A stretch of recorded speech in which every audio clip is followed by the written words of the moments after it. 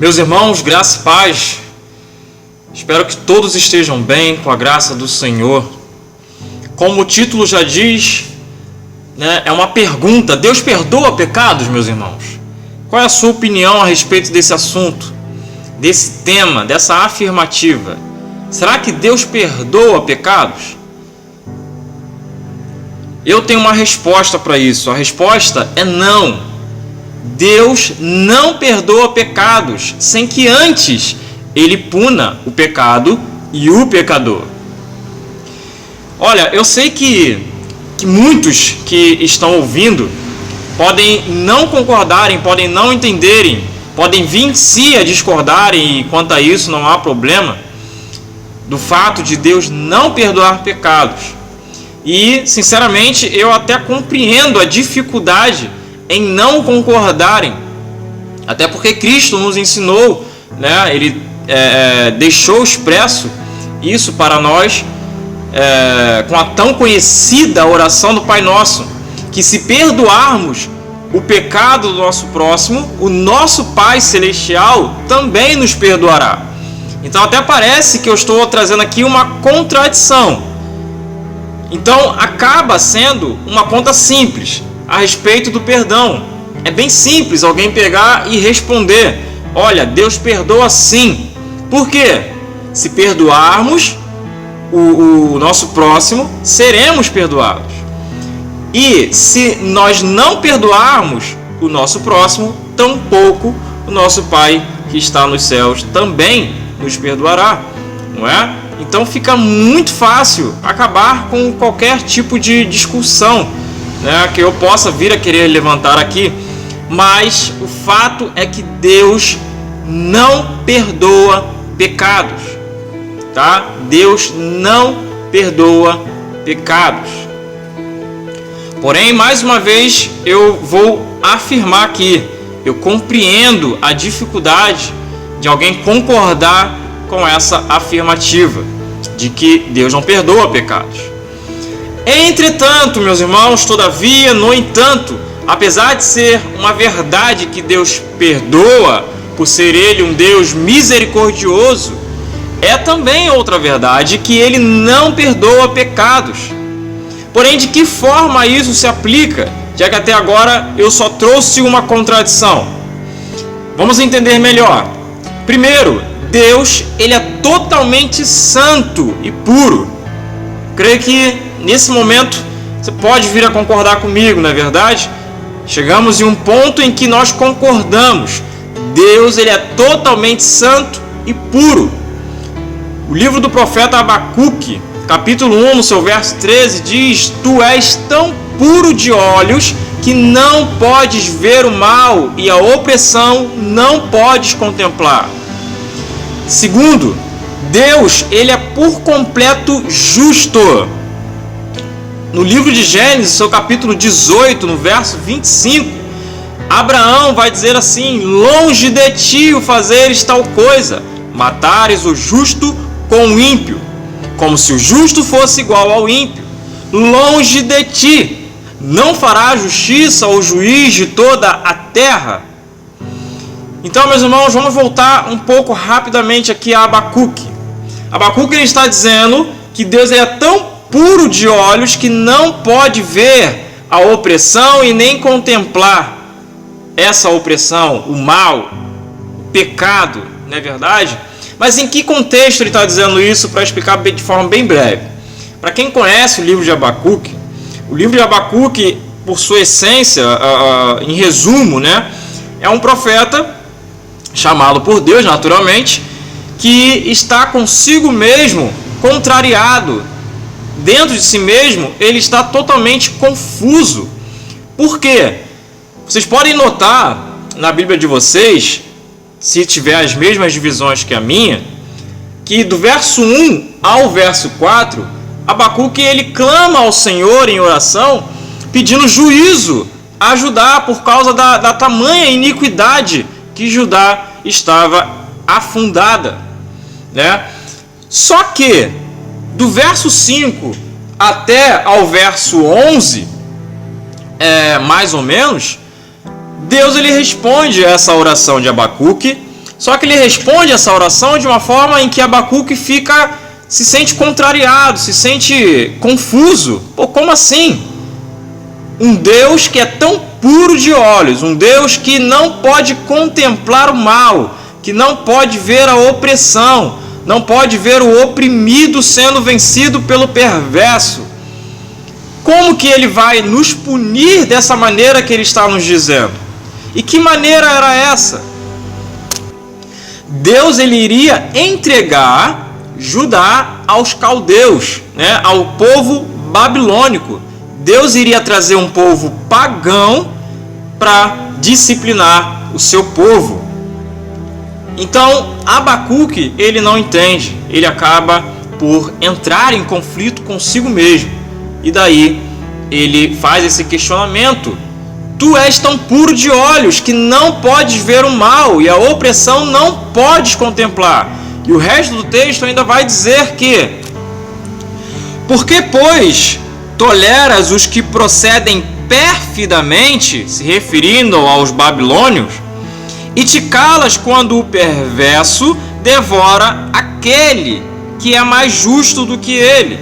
Aqui ele está fazendo um contraste entre Judá, chamando o povo de Judá, que é mais justo por ser chamado povo de Deus, por ter sido eleito por Deus e através do povo judeu, né, ter vindo a promessa da salvação, com os babilônicos, que eram totalmente injustos, eram ímpios, né? Não queriam saber de Deus, não queriam nem pensar em quem Deus era, não contemplavam a Deus, não glorificavam a Deus, né? Não conheciam a pessoa de Deus. Então ele entra em conflito, e essa afirmação dele é a que eu quero destacar, do porquê que Deus não perdoa pecados. Porque Deus é tão puro de olhos que não podes ver o mal, ele não pode contemplar a opressão. E isso significa que todo e qualquer pecado que nós cometemos é imperdoável. Eu vou explicar mais para frente. Não deixe de ouvir até o final que você vai entender. E segundo, como Abraão disse lá no capítulo 18, verso 25, que longe de ti o fazeres tal coisa. O que? Matares o justo com o ímpio. Deus ele não cometeria na mentalidade de Abraão o erro, né, de que Deus iria matar tanto o justo quanto o ímpio juntos, ao mesmo tempo, por causa da mesma situação, né? Como se o justo não estivesse merecendo isso, mas o ímpio sim. E ele completa: longe de ti, não fará justiça ao juiz de toda a terra. É a pergunta que ele faz, e a resposta é sim, ele fará.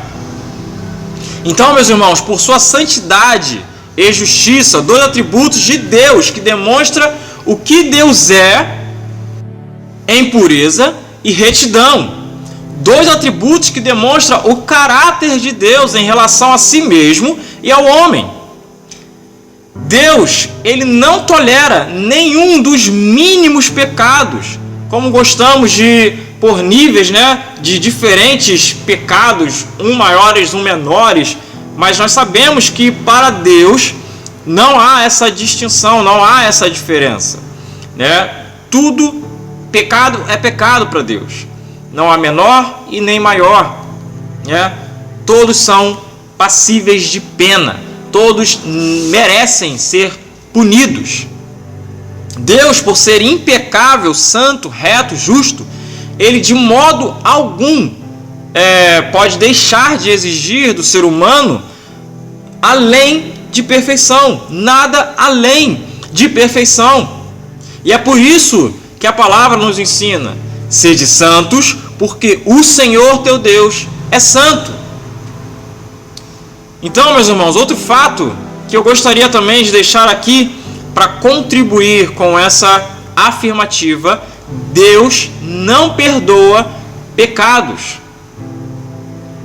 É que lá em Provérbios, no seu capítulo 17, no verso 15, diz assim, ó: o que justifica o perverso e o que condena o justo, abomináveis são para o Senhor, tanto um como o outro.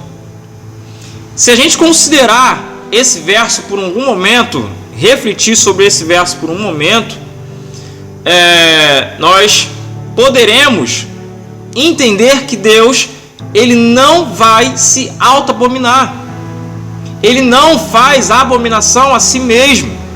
E por isso, mais uma vez, vou ser mais enfático ainda, eu reafirmo, Deus, ele não pode perdoar pecados.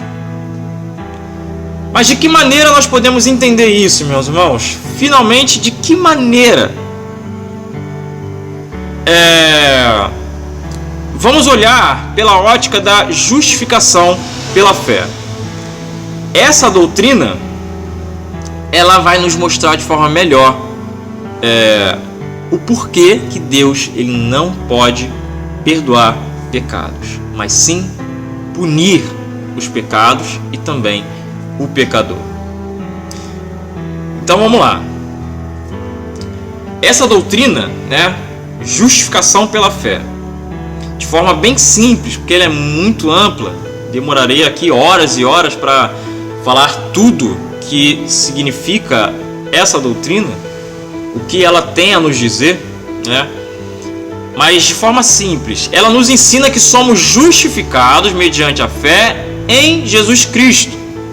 Além disso, só é possível sermos justificados porque Cristo na cruz levou sobre si os nossos pecados. E quando passamos a verdadeiramente crer no nome dele, automaticamente, naturalmente, passamos a ser vistos como justos diante ao tribunal de Deus Pai. É nessa doutrina que se compreende melhor que Deus não perdoa pecados, mas ele pune a todos. Em resumo, meus irmãos, quando Cristo vai à cruz e leva sobre si os nossos pecados, lá na cruz, ele estava recebendo todo o castigo e punição que nós merecemos receber. Cristo foi e é a causa de não sermos punidos pelos nossos pecados com o fogo eterno do inferno. Ouça o que diz em Romanos capítulo 3, a partir do verso 23. Pois todos pecaram e estão destituídos da glória de Deus, sendo justificados gratuitamente por sua graça, por meio da redenção que há em Cristo Jesus. Deus o ofereceu como sacrifício para a propiciação mediante a fé, pelo seu sangue, demonstrando a sua justiça. Em sua tolerância, havia deixado impunes os pecados anteriormente cometidos, mas, no presente, demonstrou a sua justiça, a fim de ser justo e justificador daquele que tem fé em Jesus. Não há tempo, meus irmãos, eu não quero me alongar muito, então eu não vou trazer a explicação desses textos que eu acabei de ler. São muito profundos, são muito ricos em teologia, em profundidade de assuntos maravilhosos sobre a justificação que eu poderia aqui trazer, mas eu quero ser o mais breve possível. Cristo, somente Cristo, meus irmãos, é a única saída para que tenhamos de fato os nossos pecados cancelados. É assim no seu retorno nós podemos subir junto com ele. Somente Cristo, ele é a solução para todas as coisas, para os nossos pecados, para a humanidade. Somente Cristo. É ele quem já preparou morada, antes da fundação da terra. É tudo por ele e para ele. Quem crê no Filho tem a vida eterna. Já quem rejeita o Filho não verá a vida, mas a ira de Deus permanece sobre ele, como diz João no seu Evangelho, no capítulo 3, verso 36. Cristo é a saída. Somente através de Cristo é que Deus pode perdoar pecados. Por isso falei tanto, Deus ele não perdoa pecados. Ele puniu os nossos pecados, mas em Cristo Jesus. Por isso, ele é a única saída.